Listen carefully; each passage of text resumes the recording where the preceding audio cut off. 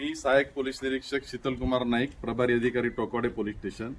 दिनांक 16/6/2024 रोजी सोशल मीडियावरती तसंच प्रसार माध्यमांमध्ये एक पिकअप गाडी माळशेज घाटात वेडीवाकडी वाहन चालवत असल्याचा व्हिडिओ व्हायरल झाला होता।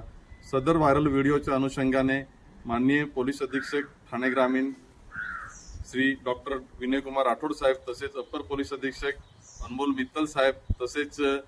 उपविभागीय पोलीस अधिकारी अनिल लाड साहेब यांनी सदर वाहनाचा शोध घेऊन वाहन चालकावरती कारवाई करण्याबाबत आम्हाला आदेश केले होते। त्या अनुषंगाने टोकवाडे पोलीस स्टेशनचे एक तपास पथक नेमून त्या अनुषंगाने त्या वाहनाचा शोध घेतला असता सदर वाहन हे